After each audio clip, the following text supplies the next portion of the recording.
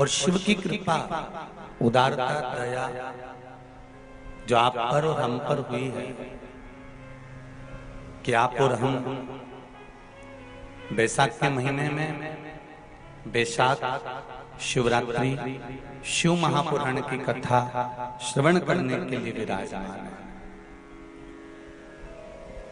प्रत्येक महीने मासिक शिवरात्रि आती है, प्रत्येक महीने में शिवरात्रि आती है और वो शिवरात्रि महीने में एक बार इसलिए आती है कि तुम अगर प्रतिदिन भगवान शंकर की आराधना नहीं कर सकते, प्रतिदिन अगर एक लोटा जल शिव को नहीं समर्पित कर सकते, शंकर को एक चावल का दाना भी अगर आप समर्पित नहीं कर सकते, एक बेलपत्र भी अगर मेरे ओघड़दानी भगवान शंकर को नहीं दे सकते, तो एक काम करो कि महीने में एक बार शंकर के मंदिर के सामने से भी निकल कर चले जाओगे तो तुम्हारा कल्याण हो ही जाएगा। इतना भी बहुत।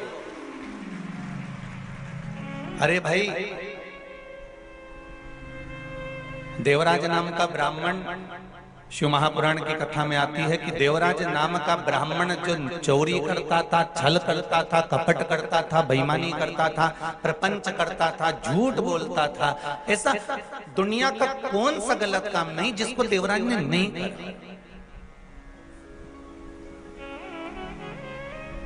और मृत्यु लोक में अगर जन्म लिया है, मानव का यदि शरीर मिला है, तो संसार का कोई ऐसा मनुष्य नहीं है जो थोड़ा ना थोड़ा इस संसार के इस काजल की कोठरी में थोड़ा ना थोड़ा इस शरीर को दाग ना लगे।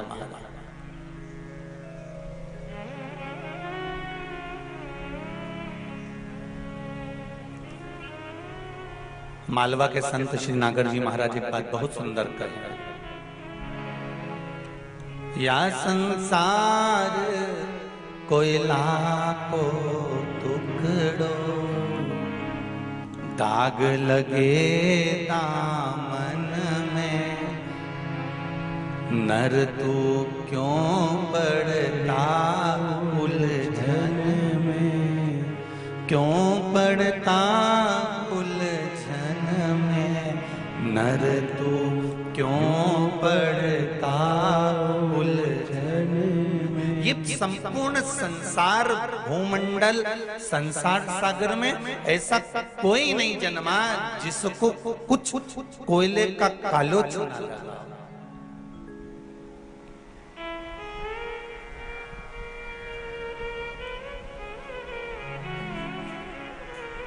मेरे राम जी महाराज लंका पर विजय प्राप्त कर कर आए, अयोध्या के राजा बनकर बैठ गए तो भी नहीं छोड़ा। उन पर भी कह दिया गया कि बताओ, जो रावण की लंका में लेकर आई हैं, उन सीता जी को अपने साथ रखा है, उन जानकी जी को अपने साथ रखा है। भगवान कृष्ण जिनके घर में राजसी ठाट है, दौलत है, संपदा है, धन है, वैभव है, सत्ता है, सब कुछ है, तो भी कह दिया कि इन्होंने मणि की चोरी करी है, ये चोर है। माखन तक तो ठीक था कि माखन चुराया था, पर अब तो कह दिया गया कि इन्होंने मणि चुराई।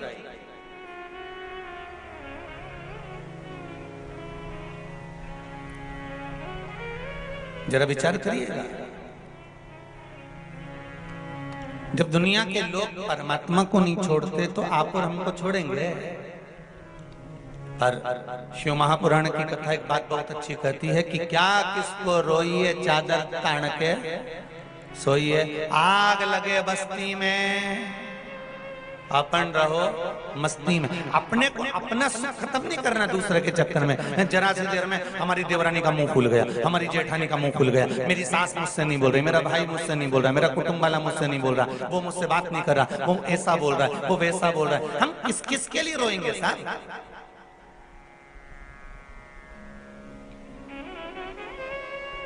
हम किस किस के लिए रोएंगे?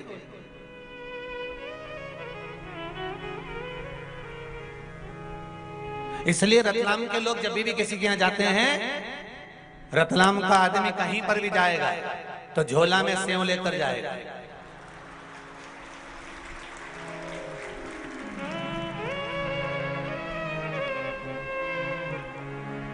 और दुनिया में कहीं का सेव इतना तीखा नहीं होता जितना रतलाम का सेव होता। और जाते से सबसे पहले मेहमान को रतलाम का सेव निकाल कर देगा।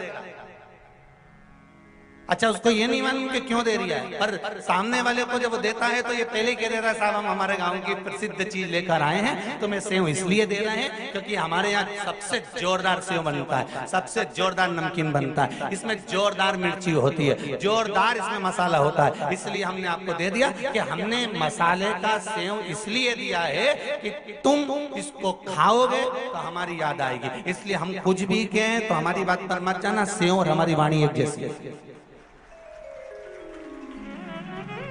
बस आनंद में रहकर शंकर की आराधना करना, आनंद में रहकर भगवत स्मरण करना, आनंद में रहकर भगवत कीर्तन धारण करना। ये मनुष्य का शरीर बड़ा बड़ा छोटा सा शरीर है साहब, जीवन का कोई ठिकाना होता है?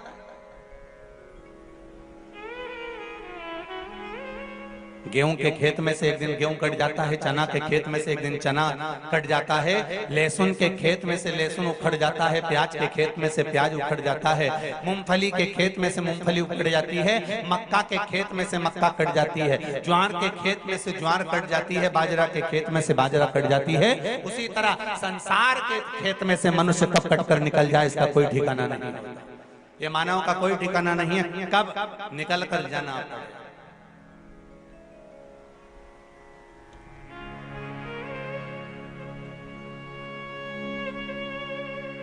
बस अपनी जिंदगी को अलमस्त होकर जियो, आनंद में जियो। मैं धन्यवाद दूंगा कथा के मुख्य यजमान परिवार को, आयोजक कल्याणी श्री रविंद्र जी पाटीदार इंदौर, शकुंतला नारायण पाटीदार जी नागदा, स्वर्गीय अरविंद जी पाटीदार जी की स्मृति में ये पावन शिव महापुराण की कथा हो रही है। उनको बहुत बहुत साधुवाद है, धन्यवाद। बाबा देवाधिदेव महादेव की कृपा, करुणा, दया, उदारता और छीका बंधा है, अगर टूटा है तो जिसने बांधा और जिसने तोड़ा उसके भाग्य में कितना मिला ये तो वो जाने, पर जो टूटा है वो अपने सबके भाग्य से टूटा है। कथा हो रही है तो ये सब अपने भाग्य से हो रही है। कहीं शिव की कृपा होगी, उदारता होगी, दया होगी, करुणा होगी। इसलिए भगवान देवाधिदेव महादेव की कथा अपन सभी को श्रवण करने का सौभाग्य भगवान शिव की कृपा से प्राप्त हुआ होगा। ये शंकर की उदारता से प्राप्त हुआ। कथा करवाना और ना करवाना, पर श्रवण शक्ति से कथा का रस तत्व ग्रहण कर।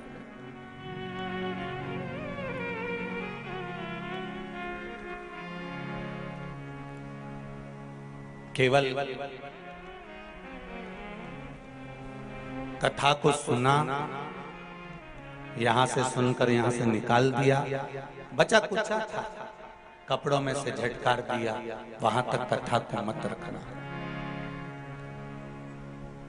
7 दिन की कथा है।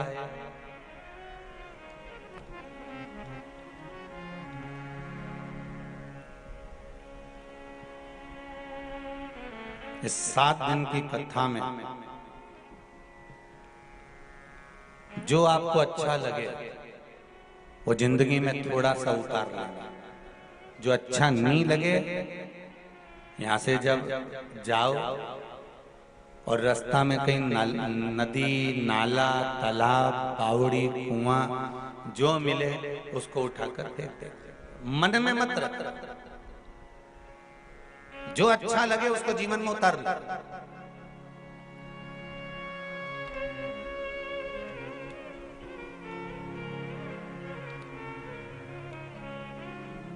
कितनी सुंदर बात कही है। कोई तुमको बहुत सुंदर लग रहा है ना, कोई तुमको बहुत अच्छा लग रहा है ना, बहुत अच्छा लग रहा है, तो उसको ज्यादा गौर से मत देखो।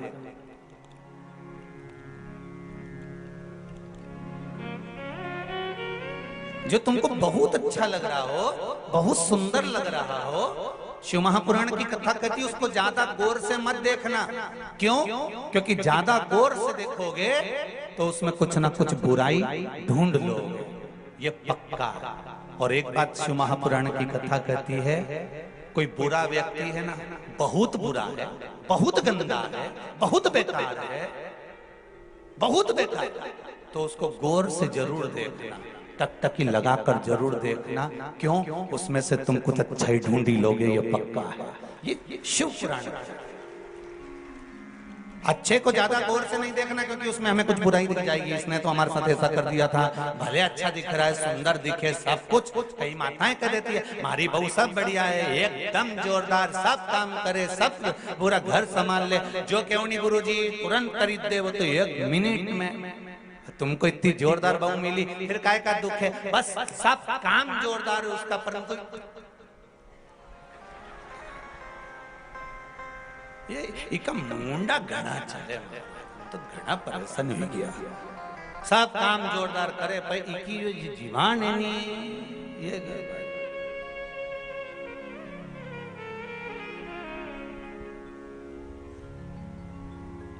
नहीं तो इनमें कहीं कमी नहीं है, जोरदार। तो भगवान भी तो यही कहता है कि मैंने जिसको जन्म दिया संसार सागर में, मृत्यु लोक में जिस मानव को भेजा है, जिस मनुष्य को मैंने पृथ्वी पर विराजमान करा है, मृत्यु लोक में जिस मनुष्य को मैंने भेजा है, मानव के शरीर को मैंने दिया है, ये कोई बेकार नहीं हो सकता। ये मानव का जो शरीर है ये बेकार नहीं है, इसको बस केवल हमको ज्ञात करना है, हमको समझना है, उसको आनंदित होना है कि ये मानव का शरीर हमें भगवान ने दिया है, तो बेकार नहीं दिया। अभी हरिद्वार की कथा में आपको कहा था, आप लोगों ने श्रवण करा होगा कि हम हमारे घर में, हमारी अलमारी में, हमारे कमरे में हम कोई भी चीज ऐसी नहीं लगते जिसका कोई उपयोग नहीं है। तुम्हारे अलमारी में जितनी साड़ी रखी है ना, सब काम की रखी है। तुम्हारी तिजोरी में जितना सामान रखा है सब काम का रखा है। तुम्हारे घर में, तुम्हारे कमरे में, तुम्हारे मकान में जो सामान रखा है वो सारा के सारा तुम्हारा संभाल कर तुमने काम का रखा है। बोलो सही है कि गलत है? जब तुमने अपनी अलमारी में, तिजोरी में, तुम्हारे कमरे में, तुम्हारे मकान में जो सामान रखा वो सब काम का रखा, तो ईमानदारी की बात बताओ, भगवान का ये मृत्यु लोक घर है और उस घर में तुमको अगर रखा है तो भगवान ने तुमको फालतू का नहीं रखा है, भगवान ने भी तुमको काम का रखा कि ये मेरे काम का है।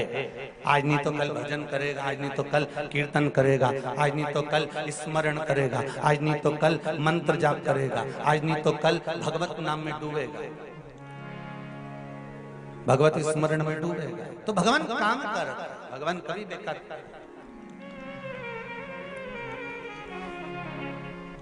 मैंने तेरे ही भरोसे, ओ बाबा तेरे ही भरोसे, हवा बिच उड़ती जावांगी, बाबा डोर हथो छठी ना में कटी जावांगी, ओ भोले मैं तेरी पतंग, शंभो मैं तेरी पतंग, हवा बिच उड़ती जावांगी, बाबा डोर हथो छठी ना में कटी जावांगी।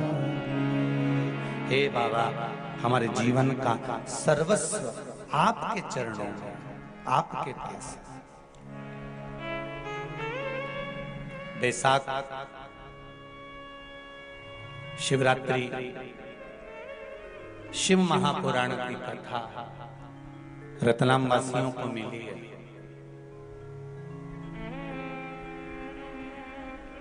बहुत अच्छे से सुनिएगा।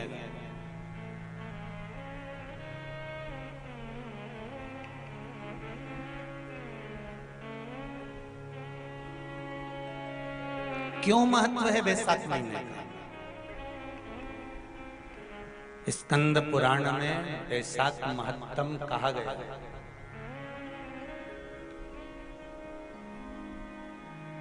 शिव महापुराण में भी बैसाख के महत्व का वर्णन किया गया। अग्नि पुराण में भी बैसाख का महत्व दर्शाया। कितना, क्यों इतना महत्व है? जिसको माधव मास भी कहते हैं। बैसाख को केवल बैसाख मास में माधव मास भी कहा जाता है। कितना महत्व उसका, कितना।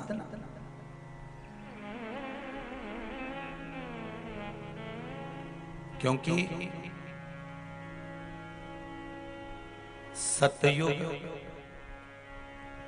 त्रेता, द्वापर और कलयुग, ये 4 युग जो हैं, इसमें सतयुग,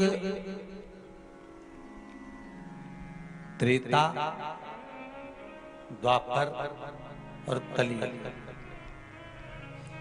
उसमें जो त्रेता युग है उसका जो प्रारंभ हुआ था वो यही वैशाख के महीने से प्रारंभ हुआ था, माधव मास से प्रारंभ हुआ था।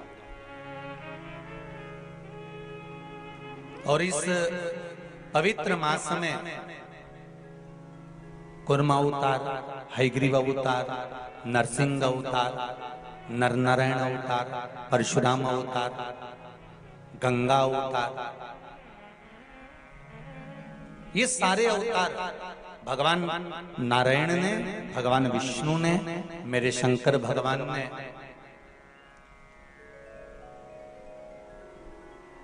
सरंभेश्वर अवतार, ओमकार अवतार, मल्लिकार्जुन अवतार, भीमाशंकर अवतार मेरे शिव ने इसी वैशाख के महीने में प्राप्त किया।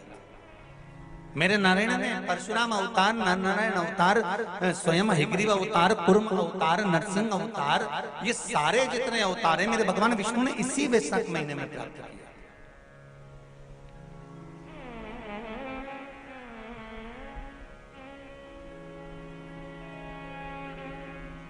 ऐसे कई अवतारों का दर्शन हमारे को वैशाख महीने में हो जाता है।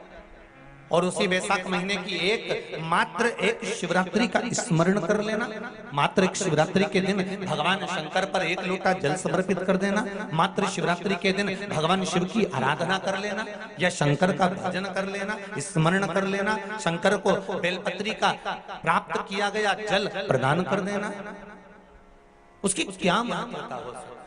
एक बहुत सुंदर पत्र आया है, पत्र तो बहुत सारे हैं पर अभी पढ़े नहीं हैं, पत्रों की संख्या बहुत है, पढ़ेंगे इसको भी, पर उसमें कुछ जो पढ़े हैं वो ये है।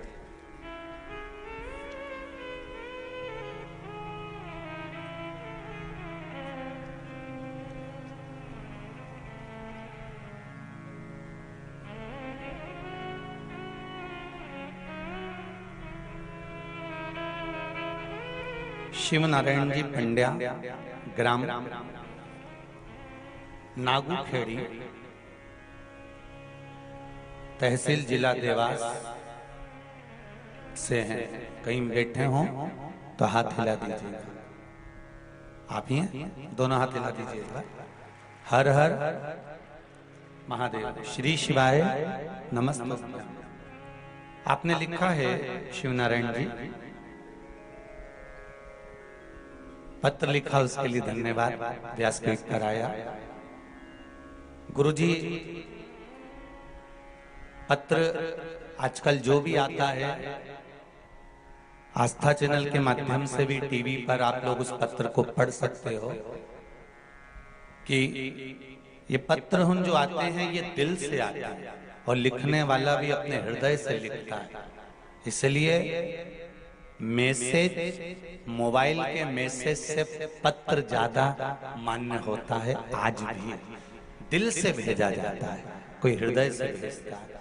आपने लिखा है, गुरुजी मेरे को शुगर, ब्लड प्रेशर था और मैं रोज गोली खाता था। जब से आपने भोलेनाथ के चढ़ाया गया बिलपत्र का उपाय बताया, तब से मैंने वह उपाय किया और मैंने रोज भोलेनाथ को जल चढ़ाकर बिलपत्र का प्रयोग किया। कार्डलेस भेजिए।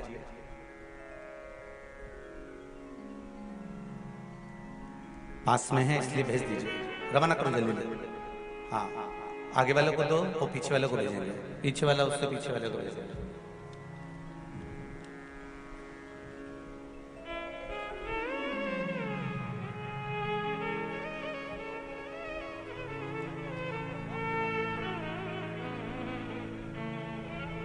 नजदीक में जो लोग रहेंगे तो अपन कॉर्डलेस दे सकते हैं। हेलो, श्री शिवाय नमस्तु। श्री शिवाय नमस्तुभ्यम। कैसे हैं पंड्या जी? बढ़िया है सर, आशीर्वाद है आपका। आपने पत्र में लिखा है पंड्या जी की शुगर भी था और ब्लड प्रेशर भी था। हाँ गुरु जी। अभी की स्थिति ठीक है आपकी? हाँ सर, बिल्कुल नॉर्मल है सर। जांच करने के बाद बिल्कुल 130 शुगर है और 120 ब्लड प्रेशर है सर। जी, गोली खाना बंद हो गई? हाँ, गोली खाना बंद कर दिया सर। बहुत बहुत साधुवाद, बहुत बहुत बधाई। बेलपत्र खा रहे हैं? बेलपत्र और पानी? हाँ, बेल खाता था सर। एक हफ्ते में मेरे को ये बहुत फायदा हुआ। एक हफ्ते तक मैंने सलंग खाया सर। जी जी जी, बहुत बहुत साधुवाद। विराजी पंड्या जी, श्री शिवाय नमस्तुभ्यम। कितना सुंदर भाव लिखा है कि धर्म पत्नी शिव महापुराण की कथा सुनती थी। उसने एक दिन बता दिया कि शिव पुराण की कथा सुनो और उस कथा का कोई उपाय करना चाहिए। और पत्नी ने विचार कर करके चलो बेलपत्र का प्रयोग बताया है। अपना जाता क्या है करने में, कोई पैसा तो खर्च नहीं हो रहा, ना कहीं जांच कराने जाना है। एक लोटा जल, एक बेलपत्र शिव को समर्पित करा, पाया और उसका फल ये रहा कि अब उन्होंने लिखा है नीचे, दवाइयां मैंने गोली खाना बंद कर दी है, अब पूर्ण रूप से स्वस्थ हूं, भोले बाबा की कृपा है। ये शिव की उदारता है, ये शंकर की कृपा। आपका करा भजन, कीर्तन, स्मरण, संकीर्तन, मंत्र जाप, ये शिव कहीं ना कहीं करुणा करेगी।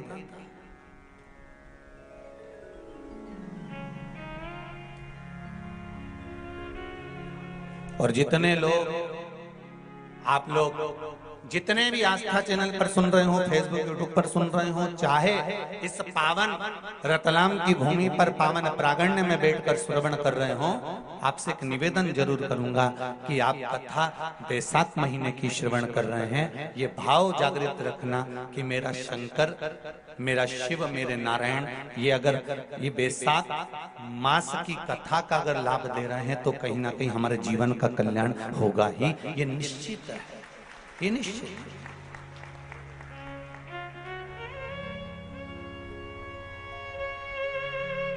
बस हृदय से, मन से, चित्त से, वृत्ति से हम भगवान शिव को रिझाएं, हम भगवान शंकर को मनाएं। और क्या चाहिए? देवराज नाम का ब्राह्मण जिसने चोरी करी, छल करा, कपट करा, बेईमानी करी, प्रपंच करा, निंदा करी, बुराई करी, ऐसा कौन सा कार्य था जो ना करा उसने? बेकार से बेकार, बेकार से बेकार कार्य करता रहा।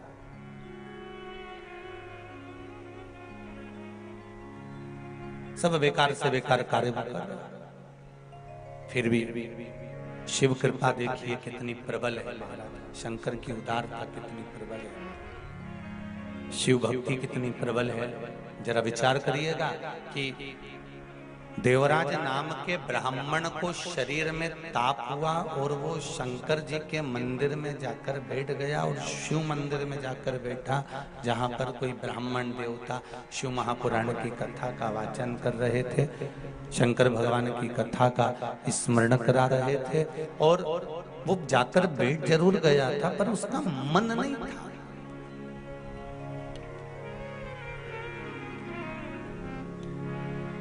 तुलसीदास जी से किसी ने पूछा, तुलसीदास बाबा से किसी ने, थोड़ा प्रेशर दीजिए, तुलसीदास बाबा से किसी ने पूछा,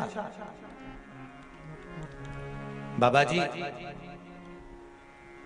आप कहते हो कि सत्संग में बैठो, आप कहते हो कि भजन में बैठो, आप कहते हो कि स्मरण में बैठो, पर एक बात मेरे को पूछना है तुलसीदास बाबा से। तो बाबा जी ने बोला, बोलो क्या बात है? मुझे ये पूछना है, आप बोलते हो कथा में बैठो, आप बोलते हो सत्संग में बैठो, और हाँ, जो बैठने वाला है सत्संगी है, भजनावली है, कीर्तनी है, जिसका मन कथा में लगा, भगवान ने उसको तो तार दिया, पर जो जाकर बैठा और बैठने के बाद भी उसका मन नहीं लगा, तो क्या भगवान उसको तार देगा?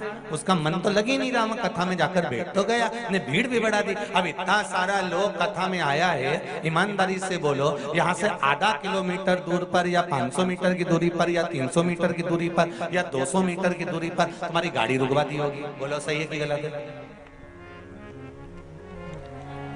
अरे तुम डरो मरो मत, 7 दिन किसी से डरने की जरूरत नहीं है, तुम तो कथा में अलमस्त होके बैठो हैं। कोई कहे कि नी नी लोग हमको घूर के देख रहे हैं, तो नहीं बोले नहीं, तुम तनी तनाई बैठी रहो। तो ऐसे कई बात नहीं, अपने 7 दिन अपने को तो आनंद से कथा सुनना है हो, तो तुम तो जो पूछे नहीं वैसे जवाब देते जाओ। और बढ़िया, तुम भी तो लिख के भेजते, तुम जवाब बोलते हो, तुम हम भी पूछे तुमसे। यहाँ से 300 मीटर की दूरी पे गाड़ी रोक दी, 500 मीटर की दूरी पे गाड़ी रोक दी, अब तुम वहां से छोरा छोरी ने लपेटता हुआ ने ठोकता हुआ, अब कहीं का नहीं चले तो दे भी धरी से चलो, और चले जा रहे हो, चले जा रहे, और चलता चलता बीच में दुकान मिली गई चाट वे की, और छोरा छोरी के ने हमको तो ये गुड़िया का बाल दिला दे, और मम्मी के चल लेकिन चल चल, वो ठोकता ठुकाता और गाता बजाता जैसे तैसे शिव पुराण में पहुंच गए। अब इतनी चिलचिलाती हुई गर्मी में, इतनी चिलचिलाती हुई धूप में, अच्छा कई लोग बोले भी सर महाराज जी अभी शादियों का सीजन चालू हो गया है, अब कथा थोड़ी सी 1-2 महीना विराम करना चाहिए। अब शादियां खूब चल रही है तो कथा भी थोड़ा सा, हमको शादी ब्याह में जाना रहे तो कथा में कौन आएगा? तो हमने कहा जिनकी उनसे रिश्तेदारी होगी वो उनके यहाँ जाएगा, और जिनकी इनसे रिश्तेदारी होगी वो यहाँ आएगा। यहाँ तो रिश्तेदारी देखी जाती है। और जिनकी शादी में तुम गए हो, तुम्हारी विपदा की घड़ी में वो खड़ा मिलेगा? अरे बोलो तो जीजी ने, तुमने खूब ढोलक पीट पीट के गाया ने, बना जी रात के आजा जी, बना जी धीमे आजे जी, बना जी दिल्ली से लाजे जी ने, लहंगा लाजे ने, ये लाजे ने लाजे ने, दुल्हन संभर के आएगी नहीं, यूं जलवा दिखाएगी। कितना गाया, आधी रात रात के 9-10 बजे तक ढोलक पीटी पीटी के गाया। अब तुमने रात के 12 बजे तक जो बना बनी गाया तुम्हारे की काम आया? और यहां बैठकर जो तुमने भजन गाया वो अंत समय तक काम आया, तो अब वो किस काम का?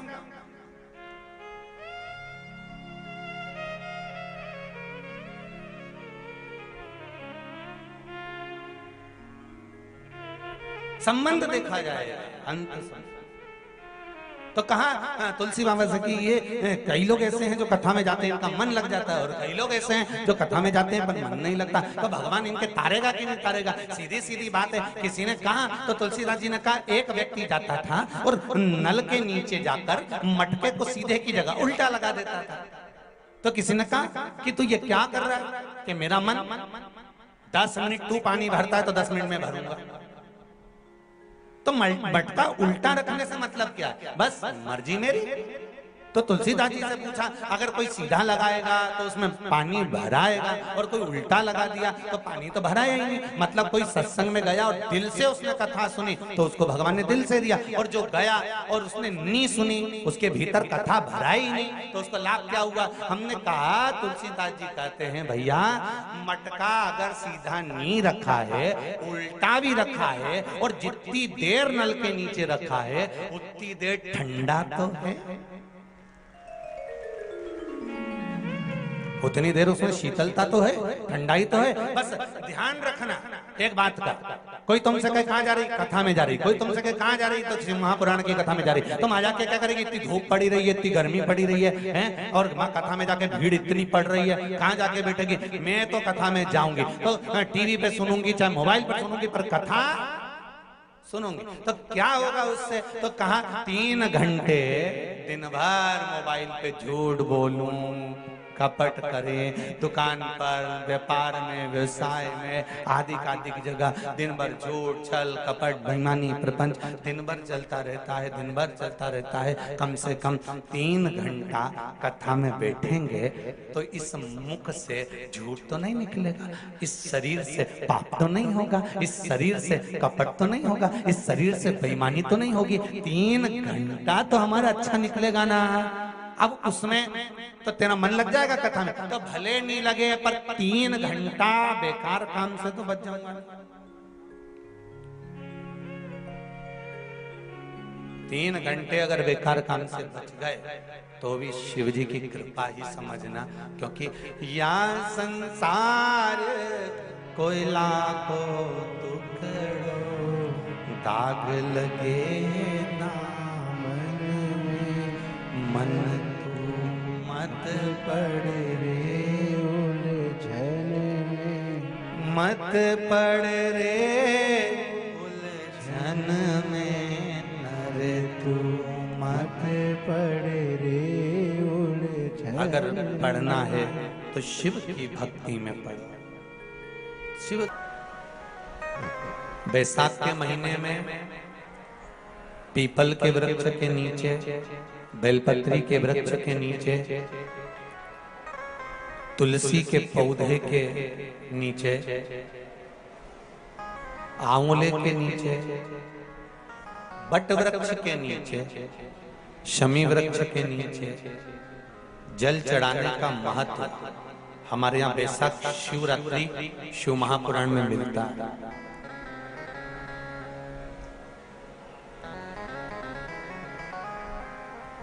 और जल की महत्वता क्या है महाराज? जैसे देवराज ने भगवान शंकर के मंदिर में पहुंचकर मात्र कुछ देर की शिव महापुराण की कथा सुनकर बेलपत्री के वृक्ष के नीचे अपने प्राणों को त्यागा, तो शिव के ही धाम पर चला गया, शंकर के धाम। उसी तरह एक बड़ी सुंदर कथा थी। कुशकेतु नामक एक राजा हुए, जिनके घर में एक पुत्र हुआ जिसका नाम था हेमकांत। क्या नाम था? जम के बोलो जरा, हेमकांत। एक पुत्र हुआ जिसका नाम हेमकांत था।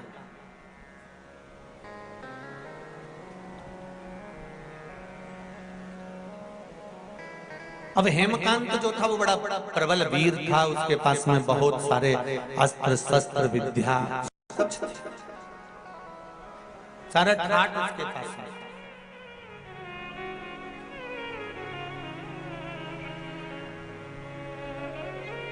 बैसाखी शिवरात्रि शिव महापुराण की कथा कर रही है। एक दिन हेमकांत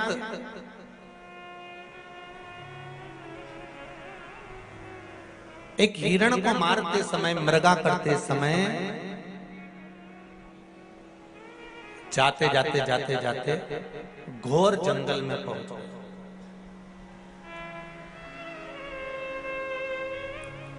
अब इतने भयंकर जंगल में वो पहुंचा, इतने भयंकर जंगल में पहुंचा कि वहां पर पहुंचने के बाद में उसने अपने दूतों से कहा कि मुझे प्यास लगी है, पानी पीना है और कुछ थोड़ी बहुत भोजन प्रसादी मिल जाए तो इससे बढ़कर और क्या।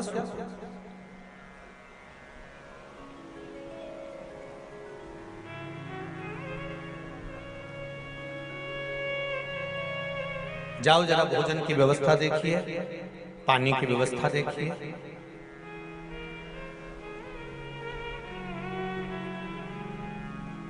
भोजन और पानी की व्यवस्था देखिए जरा, जाइए।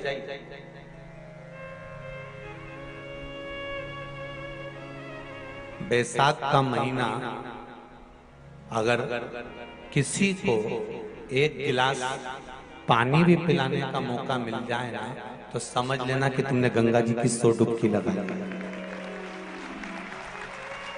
मैं बहुत बहुत धन्यवाद दूंगा।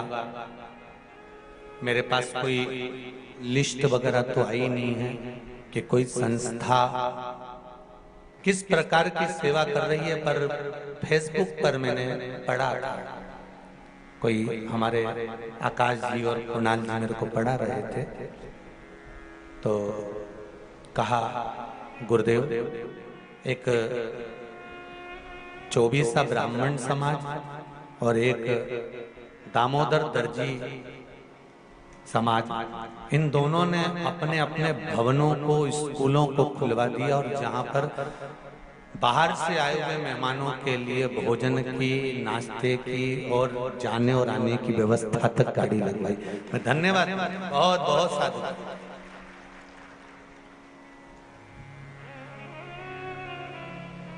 बहुत बहुत साधुवाद दूंगा मैं रतलाम के इन धर्म से जुड़ी हुई संस्थाओं, जिन्होंने अपने बताया 24 ब्राह्मण समाज ने कोई स्कूल खुलवा दिया, दामोदर दर्जी समाज ने अपना भवन खुलवा दिया, और तो और नाश्ता चाय और भोजन तक की व्यवस्था रखी कि बाहर से कोई समाज बंधु आए तो उसमें रुके तो कष्ट ना महसूस। मैं कहूंगा बैसाख के महीने में अगर एक गिलास भी पानी आप दिल से अगर किसी को पिला रहे हो तो गंगा की 1000 डुबकी आप रोज लगा रहे हो। ये विचार मानकर चलिए, कोई कम नहीं है।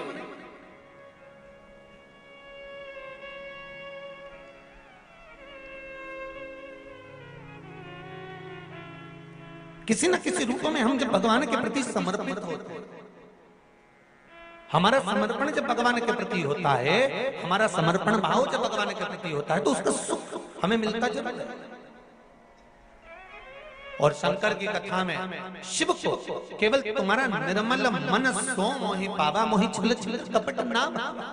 शंकर को निर्मल चित्त, निर्मल मन, निर्मल भाव चाहिए, निर्मल दिल चाहिए।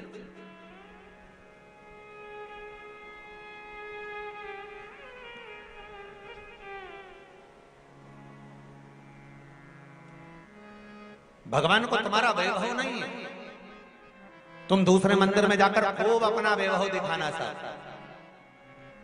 तुम मेरे राम जी के मंदिर जाना, खूब प्रसाद लेकर जाना, लड्डू लेकर जाना, हनुमान जी के मंदिर जाना, खूब लड्डू प्रसाद लेकर जाना, भगवान ब्रह्मा के मंदिर जाना, कमल का फूल गुलाब के फूल लेकर जाना, माँ देवी के मंदिर जाना तो चुनरी और चूड़ी लेकर जाना।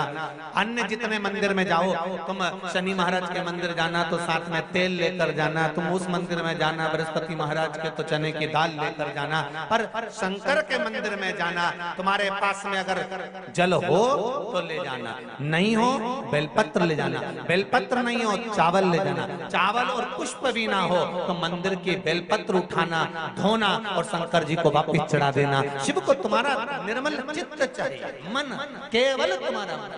शंकर को तुम्हारा वैभव से कोई मतलब, तुम्हारा कितना वैभव है, तुम्हारे पास में कितना धन है, कितनी संपदा, कितनी दौलत, कितनी सत्ता, इससे शिव को कोई मतलब नहीं।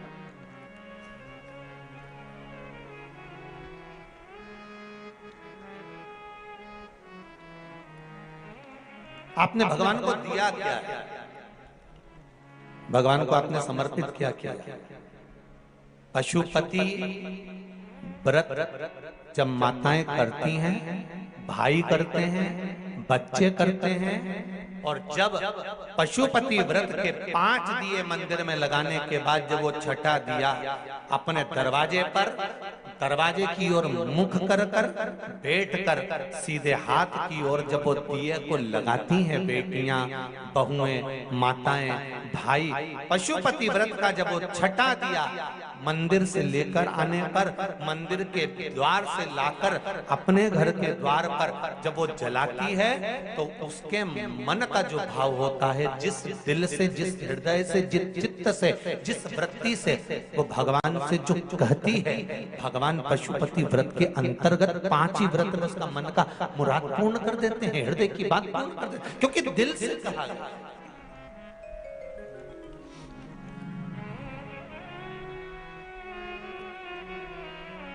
जो दिल से कहा जाता है भगवान उसको दिल से स्वीकार करता है। अब हेमकांत गए थे मृगा करने के लिए, और हेमकांत गए और जितने उनके साथ में गए थे वो सब देखने के लिए गए कि भोजन मिल जाए, पानी मिल जाए, कहीं गए और जाने के बाद उनको कहीं मिला नहीं कुछ भी, वापस लौट कर आ गए। तो हेमकांत आगे जाते जाते जाते जाते उनको एक सुंदर आश्रम मिला,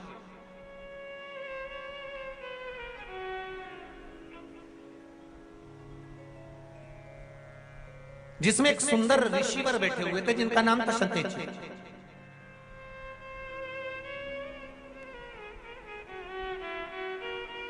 और जब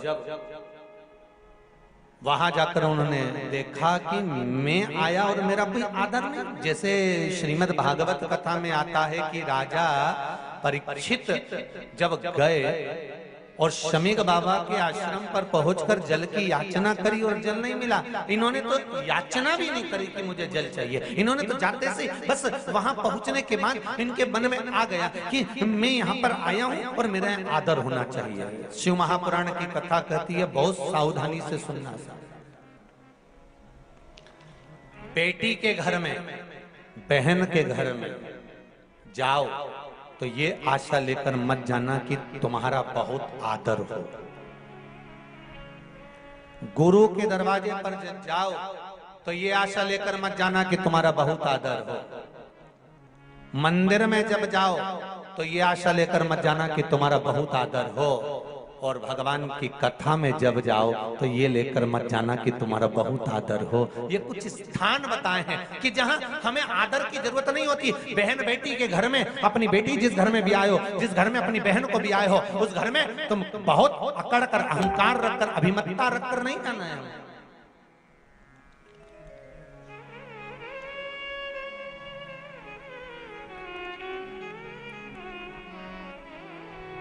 बहुत अभिमान था भगवान कृष्ण की एक धर्मपत्नी माता सत्यभामा जी को, बहुत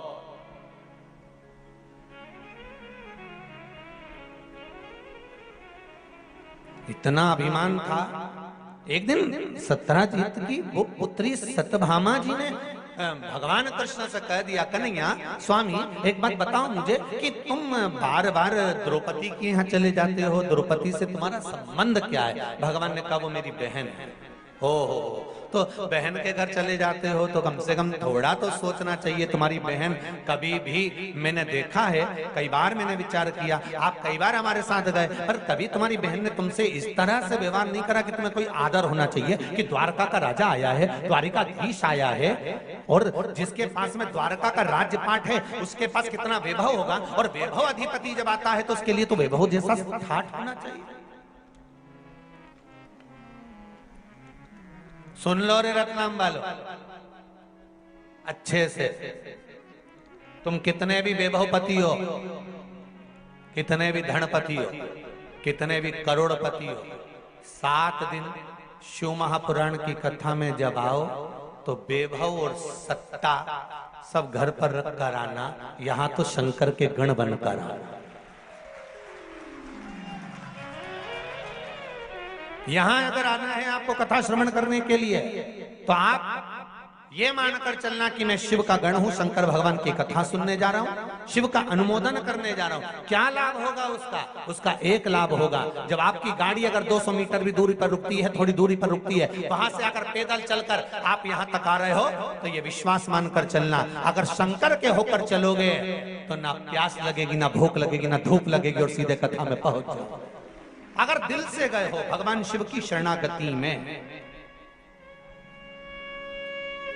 भगवान की शरणागति में दिल से गए हो, ये 2 तरह की बात होती है। एक बहुत समझ में आ जाता है, जरा सा आप व्हाट्सएप पे बात करो, जरा सा फोन पे बात करो, जरा सा किसी से बात करो, और अगर दिल से कर रहे होगे ना तो बात करने का और मन करेगा। 2 मैसेज और कर देता हूँ, 4 मैसेज और कर देता हूँ, थोड़ा सा ये और भेज देता हूँ, थोड़ा सा और बात कर देता हूँ, थोड़ी और बात करता हूँ, अगर दिल से कर रहे होगे। और अगर जरा सा तुम्हारा दिल नहीं लगा और तुम्हारे काम पड़ा हुआ है और तुमने मैसेज करा, तो अगला मैसेज जो तुम्हारा होगा ना तो उतने में समझ जाओगे कि अभी ये बात करने के लायक नहीं है। अगर अभी करूं तो ठीक, तो तुम भी लिख के भेजे। तो रात को बात करते हो तुरंत,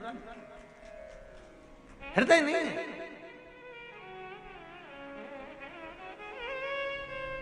अब शिव के होकर चलो, 7 दिन हमें किसी के नहीं होना, 7 दिन हमें शंकर के होना।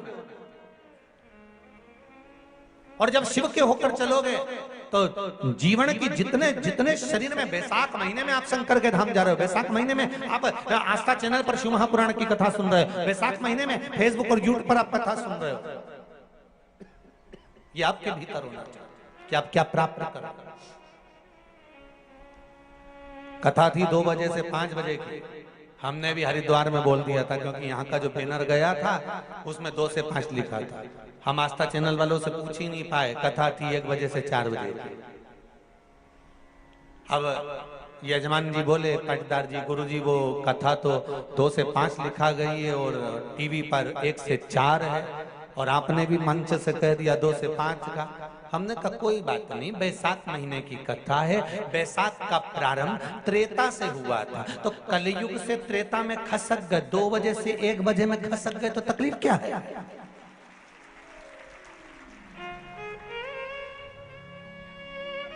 जितने लोग आस्था पर सुनने वाले हैं, फेसबुक यूट्यूब पर श्रवण करने वाले हैं, आप भी अपने अपने रिश्तेदारों को, परिचितों को, और जितने रतलाम के लोग कथा सुन रहे हैं, कई लोग बेचारे 2 बजे के हिसाब से आएंगे ट्रेन में चढ़ के, तो तुम भी आज ही शाम को जाते जाते यहीं से बाहर निकल के कथा का फोटो खींच के नीचे लिख के डाल दीजिए 1 बजे से 4 बजे आ जाओ, 5 बजे तो कहीं नहीं मिलेगा, तो कुछ नहीं जाए, बस यहाँ से जब जाओ नहीं तो एक फोटो क्लिक करके ने जैसे तुम्हारा जोरदार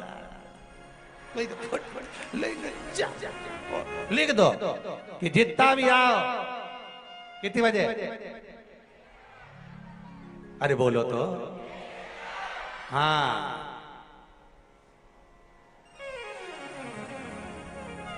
बहुत जरूरत है।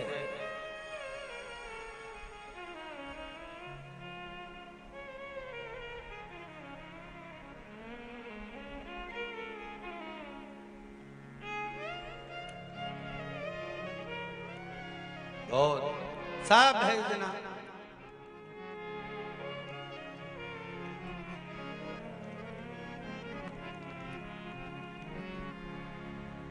शिव भक्ति। और हेमंत कांत जी पहुंच गए शरत जी के यहाँ। शरत जी ऋषि तप में लीन थे, ध्यान नहीं गया, इन्हें याचना नहीं। राजा परीक्षित ने तो याचना करी थी कि मुझको जल पिला दीजिए, मुझको प्यास लगी है, पानी लाओ, शमीक ऋषि के आगे कह रहा है।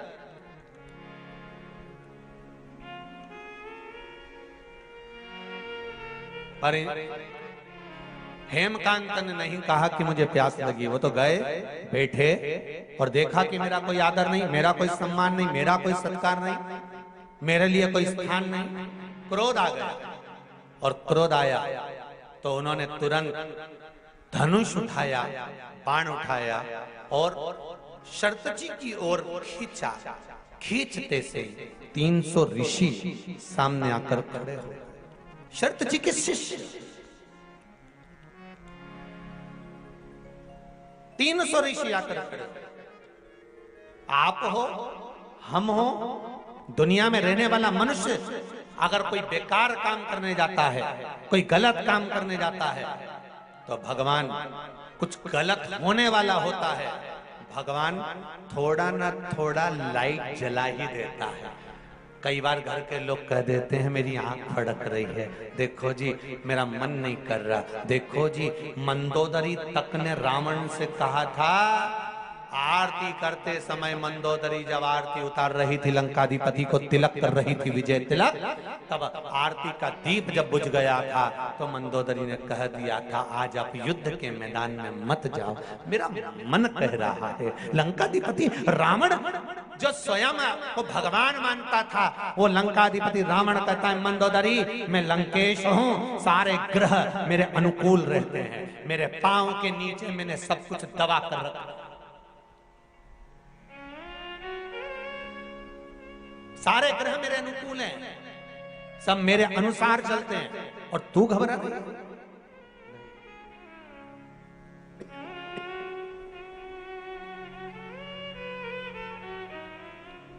मंदोदरी तू चिंता मत कर,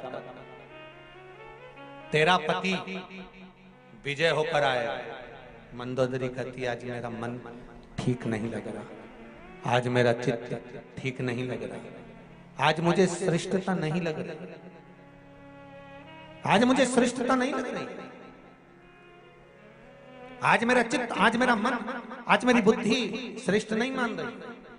और मेरी माताओं, मेरे भाई, इस पावन कथा में जितने लोग बैठे हैं आपको भी कहूंगा, जब कोई गलत होने वाला होता है भगवान बत्ती सबकी जलाता है कि देख बच्चा ले, रोक ले, उसके बाद भी हम सोचते हैं कुछ नहीं होगा, चलने दो चलने दो चलने दो।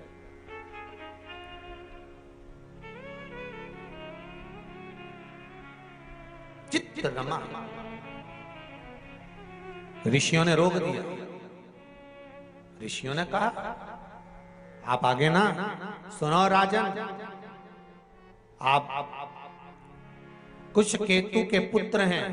वो कुश केतु जिसने अपने जीवन में समर्पण किया, दान करा, पुण्य करा, सत्कर्म करा, भजन करा, कीर्तन करा, मंत्र जाप करा, नाम स्मरण करा।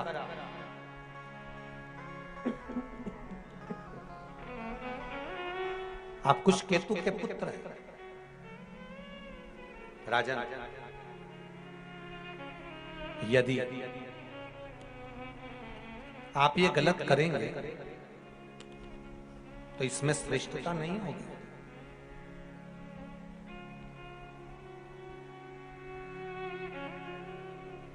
राजन, मैं तो केवल आपसे इतना कह सकता हूं कि ये जो धनुष पर आपने बाण चढ़ाया है,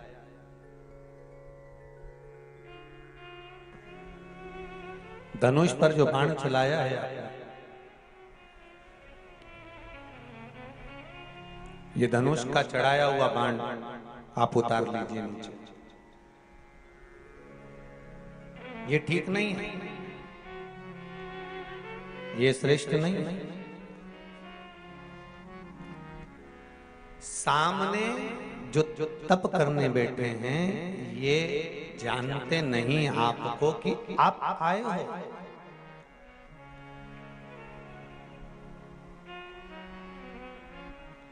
जीजियों, आप लोग इधर मुख कर बैठे हो, कथा सुन रहे हो। पीछे क्या हो रहा है आपको मालूम है क्या? कुछ नहीं, क्योंकि आपका ध्यान कथा में है।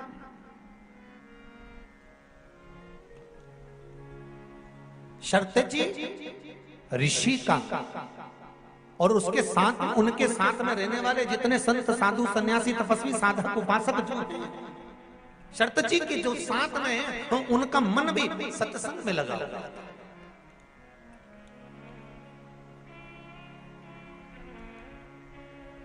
उनका मन कहीं दूसरी जगह नहीं लगा है, सत्संग में लगा हुआ है।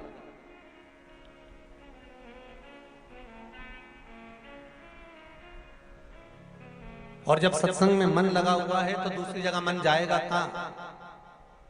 फिर कहूंगा एक बात, शिव जी के मंदिर में अगर एक लोटा पानी लेकर जा रहे हो तो दिल भी शंकर के पास लेकर जा रहे हो।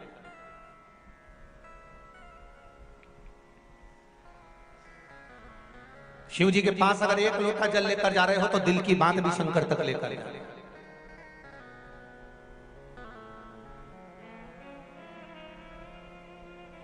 कितने लोग हैं जो शिव जी के मंदिर में रोज जल चढ़ाने जा रहे हैं? जरा हाथ उठाइए। जा रहे हो सब लोग? जाना चाहिए। रखो अपने ब्रह्मा ब्रह्म लोक में है, भगवान विष्णु वैकुंठ लोक में है, मेरा देव अधिदेव महादेव इस भूमंडल पर है, साक्षात मेरा शंकर पृथ्वी पर विराजमान है। तो एक लोटा जल ले जाकर जब शंकर जी को हम चढ़ाते हैं तो हमारे दिल की बात शंकर हृदय में रखकर हमारी कामना पूर्ण कर ही देते हैं। ये शिव चित्त है। ये पत्र में आया है, देखिए।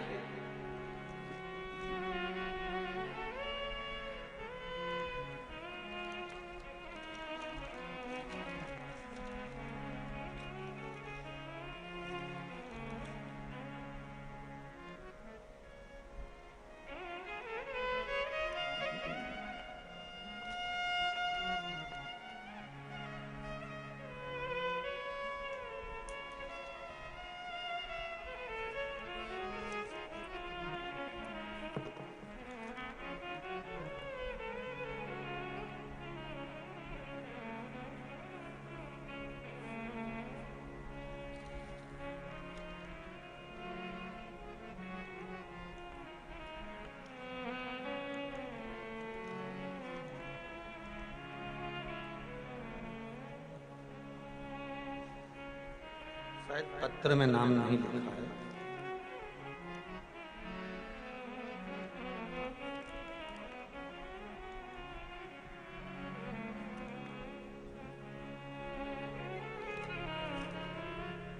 जिसने लिखा हो पत्रिका के साथ जो पत्र भेजा है, जिसने भेजा हो खड़े हो सकते हैं।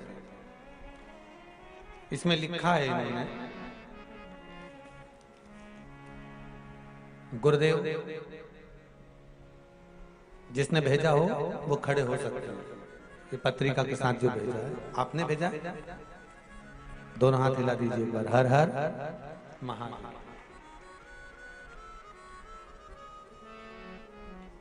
गुरुदेव, पशुपति व्रत आंकड़े की जड़ का महत्व, बच्चे होने के लिए प्रदोष समय में मूंग दाल, बेलपत्र, शमी पत्र, गुड़ का प्रयोग, इन सब उपायों का महत्व क्या है ये मैं अच्छी तरह से जानती हूँ। ये पत्र लिखा हुआ।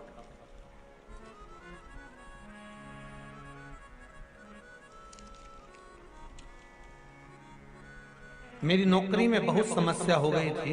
बैठिए बैठिए। बाबा शंकर ने टीवी के माध्यम से मैंने जो कथा श्रवण करी है, उस कथा का फल मुझे दिया है। मेरी नौकरी वैसी की वैसी बरकरार। गुरुदेव, डॉक्टर ने मेरी बहू को एक बार मिसकैरेज होने के बाद में बता दिया था कि इसको बच्चे नहीं होंगे। IVF कराने का बोला था और अंत ये हुआ कि बहू की आंख में जल भर गया, रोने लगी। तब शिव महापुराण की कथा सुनी और आपने आंकड़े की जड़ का उपाय बताया। कुबेरेश्वर धाम पर 7 दिसंबर 2021 को दर्शन करके बाबा से प्रार्थना कर सीहोर से आए और गुरुदेव अभी अप्रैल 2022 में बिना IVF के मेरी बहू के 3 महीना चल रहा है। ये शिव की कृपा। ये पत्र में लिखा, ये 3रा महीना चल रहा है। डॉक्टर भी आश्चर्य में हैं कि रिपोर्ट इतनी खराब थी तो ये कैसे हो गया। और फिर कहूंगा, अकाल मृत्यु वो मरे जो काम करे चंडाल का, काल उसका क्या बिगाड़े जो भक्त हो महा काल का। ये शिव की कृपा से प्राप्त हुआ। गुरुदेव, एक मेरा प्रॉपर्टी का केस 2016 से चल रहा था। बाबा की कृपा कैसी हुई कि वह केस भी बाबा ने खत्म कर दिया। ऐसे कई कई कई उपाय से जीवन में सुख पाया है गुरुदेव। बहुत बहुत साधुवाद। बाबूजी आपने जो पत्र भेजा है उसके लिए बहुत बहुत धन्यवाद। हर हर शिव कृपा। एक पत्र और है बड़ा सुंदर, जिसपे शंकर जी का फोटो भी बनाकर भेजा है।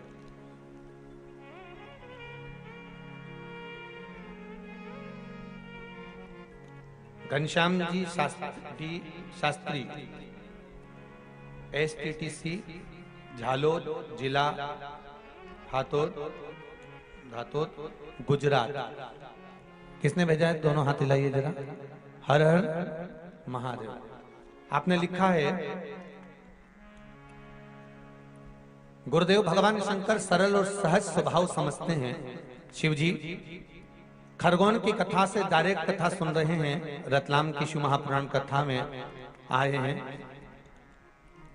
बाबा के प्रयोग करें जिससे पशुपति व्रत करना चालू किया। दूसरे सोमवार को बाबा से जो मांगा था वो प्राप्त हुआ। एक गाड़ी का सौदा हुआ, नई गाड़ी घर में आ गई। गुरुदेव, ये बाबा की कृपा से आई है। गुरुदेव 23 फरवरी से बाबा का रुद्राक्ष जल बेलपत्री प्रयोग से अब मैंने BP की गोली 23 फरवरी से लेना बंद कर दी है और मेरा BP भी नॉर्मल चल रहा है। जैसा होना चाहिए वैसा ही चल रहा है। ये शिव कृपा। बैठिए। हर हर महादेव। शंकर की करुणा ही ऐसी। आप दिल से, चित्त से, वृत्ति से, मन से भगवान शंकर को अगर रिझा रहे हो तो शिव करुणा करेगा ही, शिव की दया होगी ही। ये निश्चित है कि तेरा ही दिया मैंने खाया पिया है, तेरा शुक्रिया है, तेरा शुक्रिया है।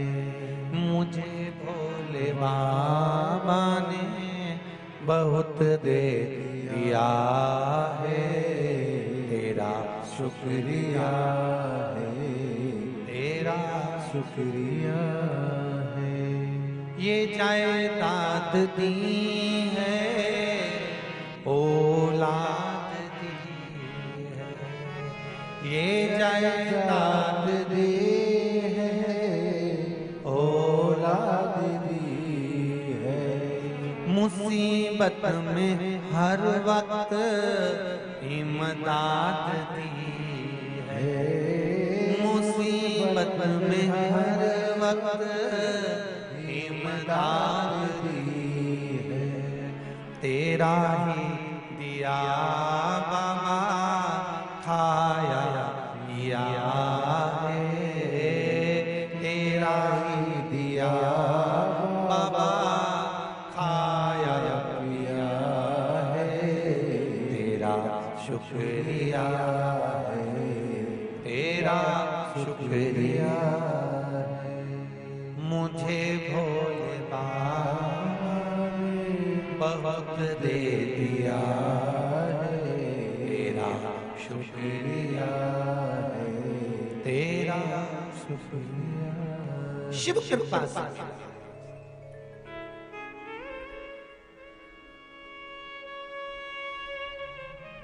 अगर गलत करोगे तो सामने कोई ना कुछ भगवान दिखा देगा कि तू ये गलत कर, अच्छा करोगे तो मार्ग भी खोल देगा कि तूने ये अच्छा किया।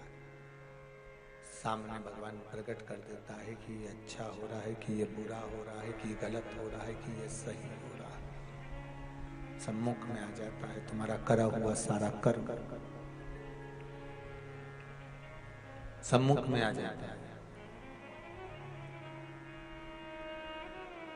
ऋषि सामने आकर खड़े हो गए। उन ऋषियों ने कहा कि तुम ये गलत कर रहे हो। सामने जो शर्तेची ऋषि बैठे हैं उन पर जो तुमने बाण चला रहे हो ये अच्छा नहीं है, ये श्रेष्ठ नहीं है।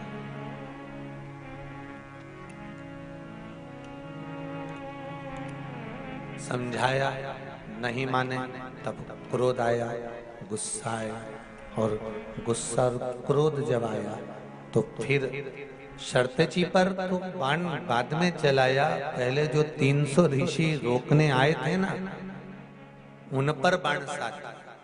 और एक बात अपनी जिंदगी में उतार कर रखी है, जब आप किसी को सतमार्ग बताएंगे, अच्छा मार्ग बताएंगे, सतमार्ग की ओर लेकर जाएंगे, अच्छे मार्ग की ओर लेकर जाएंगे, सतमार्ग की ओर अग्रण्य बढ़ेंगे और कहेंगे कि ये गलत है और ये सही है, जब आप बताना चालू करेंगे तो हो सकता है दुनिया की निगाह में आप गलत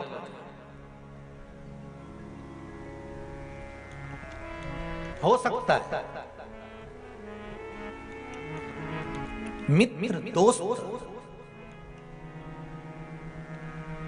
मित्र दोस्त जब किसी के मार्ग को भटकाते हैं, गलत मार्ग पर लेकर जाते हैं, तो दोस्तों को यह समझ में नहीं आता कि यह गलत हो रहा है।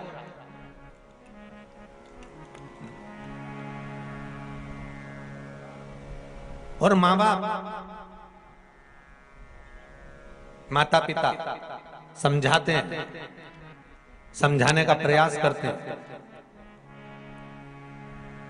माता पिता उसको बचाने का प्रयास करते हैं, तो बच्चे की निगाह में, बहुओं की निगाह में, बेटियों की निगाह में, बहुओं की निगाहों में, नवयुवक जो पीढ़ी है इसकी निगाह में लगता है कि मेरे माँ बाप मेरा ही बुरा चाह रहे हैं, पर वो बचाने का प्रयास करते हैं,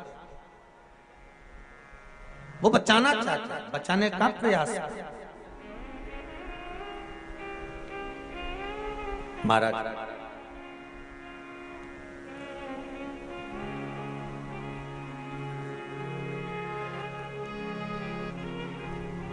शिव महापुराण की कथा कहती है, दुख आएगा तो अटक जाओगे और जैसे ही सुख आया तो भटक जाओगे। ये निश्चित है, ये बिल्कुल पक्का है।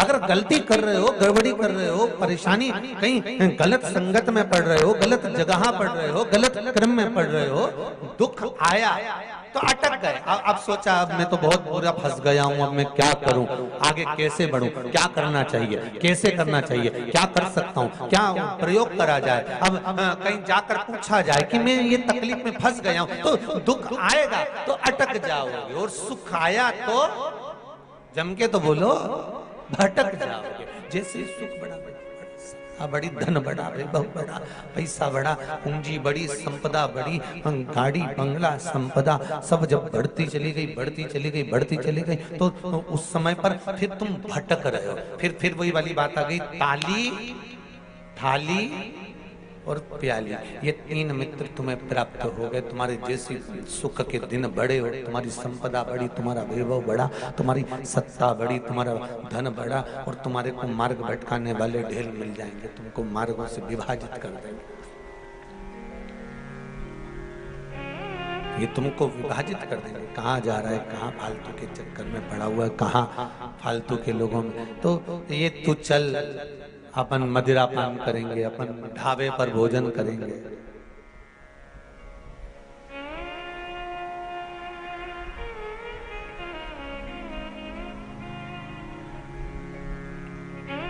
चल अपन होटल पर भोजन करेंगे। ये सब मार्ग विभाजित कर देते हैं, फिर इसमें कोई मार्ग की परिभाषा नहीं होती।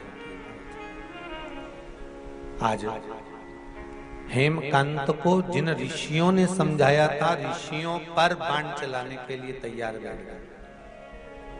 ऋषियों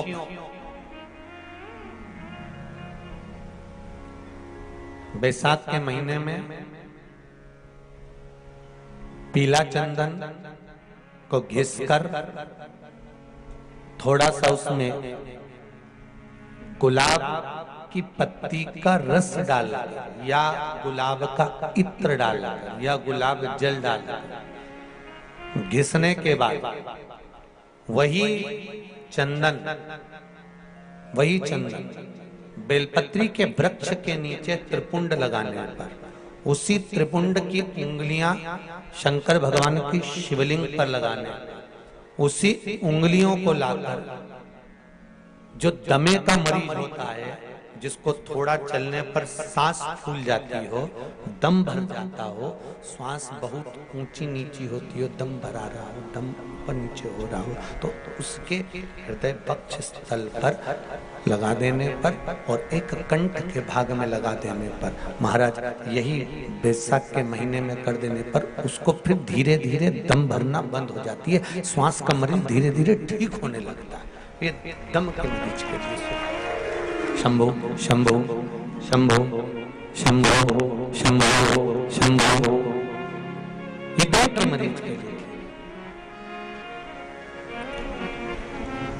करना बैसाख के महीने में ही पड़ेगा, और कभी अभी कर सकते, और हम तो 7 दिन शिवपुराण यही है, शिवराज महाराज भी यही है, और तुम भी यही है। करने में क्या जाता है, प्रैक्टिकल में रुकेगे, जब तुम पैदल चलोगे तो दम बाहर आ रही कि नहीं आ रही, तो तुम कम से कम दूसरे दिन पत्र में लिखकर तो भेज दोगे, गुरुजी हमने तुमने की थी, हमने दूसरे दिन ही कर लिया, और दूसरे दिन और फिर आया था में अब भरे कि नहीं भरे, या तो दम रहेगी या फिर दमादम रहेगा, या तो दम रह जाए या फिर मेरा शिव रह जाए, मेरा शंकर, मेरा मुरली, मेरा शंभू रह जाए। तो आप जब करोगे स्वयं स्वतः के लिए तो वो सुख आएगा। महाराज हेमकांत जी को समझाने वाले जो ऋषि थे 300, उन पर क्रोध कर दिया। सतमार्ग बताने वाला हमेशा बुरा ही लगेगा, होटल ले जाने वाला अच्छा लगेगा, मदिरा पान कराने वाला अच्छा लगेगा, किटी पार्टी में बैठना अच्छा लगेगा, पर सत्संग में बैठना अच्छा नहीं लगेगा। जो तुम्हें ज्ञान का उपदेश दे, जो तुम्हें समझाए, जो तुम्हारे मार्ग को प्रशस्त करे, सुंदर मार्ग की ओर लेकर जाए, वो तुमको अच्छा नहीं लगेगा।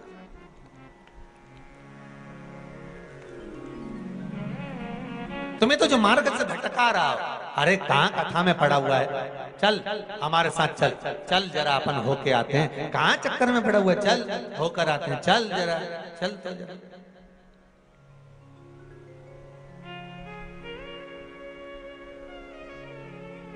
सुख क्यों ना मिले, आनंद क्यों ना। हेमकांत को भटका दिया। हेमकांत ने 300 ऋषियों पर बाण चलाए और 300 ऋषियों को मार दिया। 300 ऋषियों को खबर पहुंच गई सरतची के पास, 300 ऋषि मर गए और हेमकांत ने मारा है। और कुछ केतु का पुत्र जो साधारण नहीं है, कुछ केतु, उनके वो दानी पिता, पुण्यवान पिता, सतकर्मी, भजनावली, कीर्तनी, स्मरण करने वाले, नाम जाप करने वाले, मंत्र जाप करने वाले, ऐसे पिता का पुत्र इस ऐसे बेटे हेमकांत ने जो मारा, ये श्रेष्ठ नहीं। 300 ऋषि मारे गए। हेमकांत घर पर आया, मालूम पड़ा। अब देखिए जरा, तो किसी ने इस कथा को सुना तो पूछा कि गुरुजी ये बताओ, क्या सरतची ऋषि ने कुछ नहीं बोला, उस हेमकांत को कुछ श्राप नहीं दिया? क्या उस हेमकांत को अपशब्द नहीं कहा? क्या उस हेमकांत को आड़ा टेढ़ा नहीं बोला? हरिद्वार की कथा में एक बात कही थी, एक व्यक्ति साइकिल से जा रहा था, सामने से कार आ रही थी, कार और साइकिल का एक्सीडेंट हो गया। एक्सीडेंट हुआ तो कार वाला व्यक्ति नीचे उतरा, साइकिल वाले से अपशब्द कहने लगा, तू देख कर नहीं चल सकता, तुझे दिखता नहीं है, तू अंधा हो गया है, तेरी आंखें नहीं है क्या? और वो साइकिल वाले पर चिल्लाया, साइकिल वाला एक साइड हो गया। उस साइकिल पर उसकी पत्नी भी बैठी हुई थी। पत्नी ने कहा, तुम चुप रहते, ये अच्छी बात नहीं है, तुम्हें कुछ जवाब तो देना था, तुम्हें कुछ कहना तो था, तुम्हें आड़ा टेढ़ा तो बोलना था। वो इतनी बड़ी बड़ी बात कर रहा था, तुमको अपशब्द कर रहा था, गलती उसकी थी, सब कुछ गलती उसकी थी, और तुम साइकिल पर अपन दोनों जा रहे, कम से कम कुछ बोलना तो था। इतने में पति बोला, तो चुप रहे, अपने को बोलकर क्या करना, क्या करना बोलकर।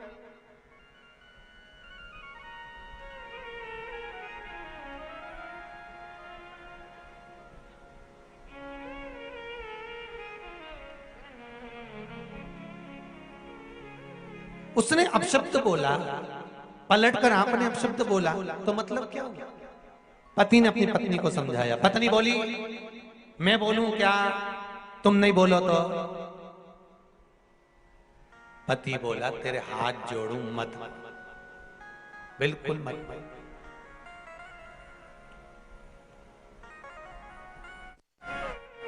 जब किसी कचरे के ढेर में से बदबू आती है ना, तो वहां केवल रुमाल रखकर निकल जाना चाहिए। जब व्यक्ति क्रोध करे, अपशब्द बोले, आड़ा टेढ़ा बोले, तो वहां कोई जवाब नहीं देना है, केवल मुख पर कपड़ा रखना है। वो कपड़ा है शिव नाम का, भजन का, कीर्तन का, हृदय की शांति का, और निकल जाना, निकल जा। कितना सुंदर संवाद है। स्कंद पुराण, काशी खंड का महत्व बताया गया। एक संत गंगा जी नहा कर आ रहे थे, बाजू में से चंडाल निकल कर गया और चंडाल का कपड़ा संत के शरीर से लग गया। संत, काशी की गलियां छोटी, कपड़ा चिपक गया संत के शरीर से। संत को गुस्सा आ गया। संत ने पूछा, तुझे दिखता नहीं, तू अंधा है, तुझे दिखा नहीं, तेरे नेत्र नहीं है? मैं संत और तू चंडाल, मेरे को चिपक गया, मेरे शरीर पर लग गया, अब मुझे गंगा नहाने वापस जाना पड़ेगा। इतने में चंडाल बोला, गुरुदेव आप गंगा नहाने क्यों जाओगे? तुझे मालूम नहीं है तू मेरे शरीर से लग गया, तेरा कपड़ा मेरे शरीर से चिपक गया है, इसलिए मैं संत हूं, मुझे गंगा नहाने वापस जाना पड़ेगा। तो उसी समय पर वो चंडाल बोला गंगा आपसे ज्यादा मुझे नहाना पड़ेगा।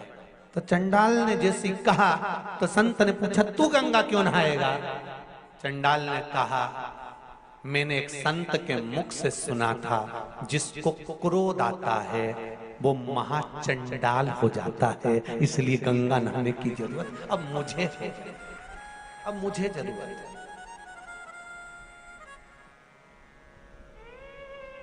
अब तुमको गंगा की जरूरत नहीं, मुझको गंगा की जरूरत है।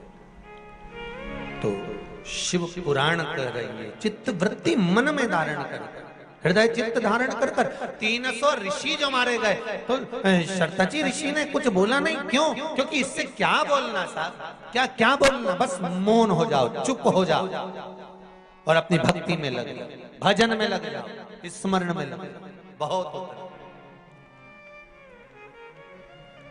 फिर भटकान नहीं होना चाहिए।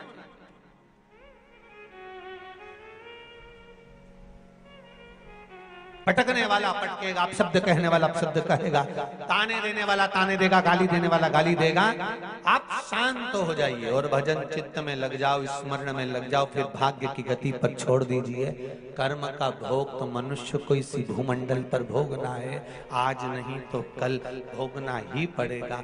बस आप जपो श्री शिवाय नमस्तुभ्यं, आप जप गला पकड़ रहा है बाबू, श्री शिवाय नमस्तुभ्यं जपिए उसको, श्री शिवाय नमस्तुभ्यं, श्री शिवाय नमस्तुभ्यं, श्री शिवाय नमस्तुभ्यं, श्री शिवाय नमस्तुभ्यं। मंत्र जाप में जितना स्मरण में लगा। अब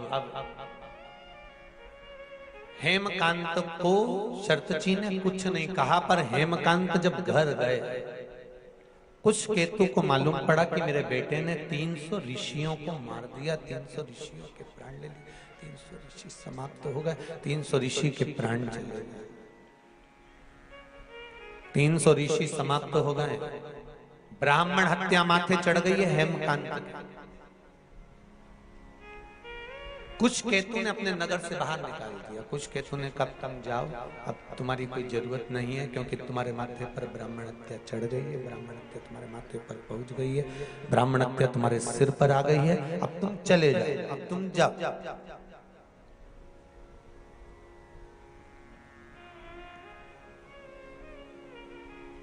एक बात कहें रतलाम वालों, जरा अच्छे से सुनना, बेटा अगर गलत मार्ग पर जा रहा है, बेटी अगर गलत मार्ग पर जा रही है, बच्चे अगर गलत मार्ग पर जा रहे हैं,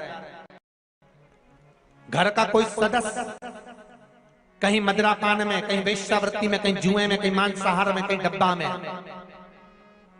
कहीं आदि आदि गलत मार्ग पर पड़ रहा है, जुआ खेलने बैठा है, पत्ते खेलने बैठा है, कुछ गलत काम करने बैठ रहा है, और तुमको थोड़ी सी भी भनक लग जाए, थोड़ी सी भी भनक लग जाए कि ये व्यक्ति गलत मार्ग पर जा रहा है, समझना, और समझना क्या, प्रयास करना, उसको सत्संग तक ले जाना, उसको कहीं कथा तक, सत्संग तक, मंदिर तक, देवालय तक, शंकर के दरवाजे तक लेकर जाने का प्रयास करना। गलत मार्ग पर चलने वाला व्यक्ति अगर शंकर भगवान पर एक लोटा जल, मात्र थोड़ा सा इत्र डालकर, कोई भी इत्र जो तुम्हारे पास में हो वो डालकर, अगर इत्र भी ना मिले तो किसी फूल की पंखड़ी को डालकर शिव को समर्पित करने लगता है, महीना भर लगता है, उसका मार्ग विभाजन हो जाता है, गलत मार्ग से सत मार्ग की ओर चले जाता है। आप उसको शिव भक्ति में लगा दो, आप उसको शंकर की भक्ति में लगा दो, आप उसको शिव स्मरण में लगा दो, आप उसको शिव भक्ति की ओर लेकर चले जाए।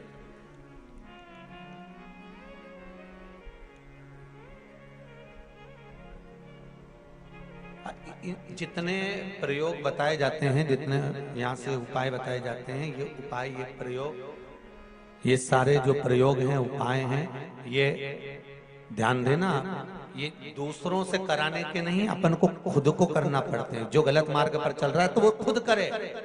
कई कई माताएं पूछती है, गुरुजी महाराज छोरा तो कहीं नहीं करेगा, तो मैं कर लूं कई।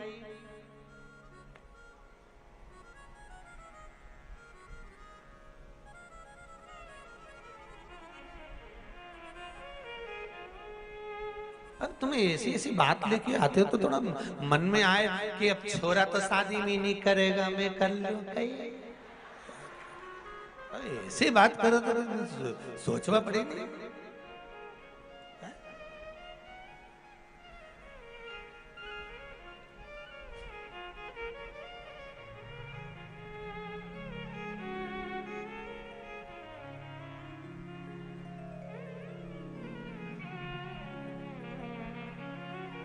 तुम खाओगे तुम्हारा पेट भराएगा, वो खाएगा, अरे बोलो तो, उसका पेट भराएगा। पेट जिसका दुख है गोली भी उसी को खाना है। कष्ट जिसको हो केवल आप बता दो कि ये गलत है, ये सही है, ये ऐसा है, ये वैसा है, फिर आगे उसको निभाना। और बहुत ध्यान से सुनना जी।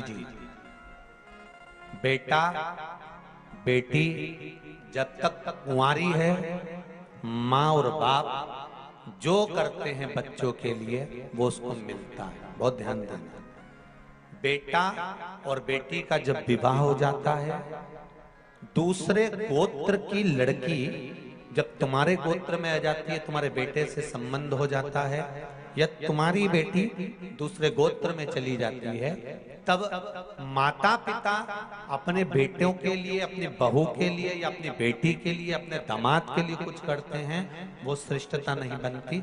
हाँ, हाथ लगवा कर, जैसे आप जल चढ़ाने जा रहे हो और बहू के लिए चढ़ा रहे हो या पति के लिए या बेटे के लिए चढ़ा रहे हो, पति के लिए तो चल जाएगा, पर बेटे के लिए चढ़ा रहे हो, बेटे का हाथ का स्पर्श होना जरूरी है।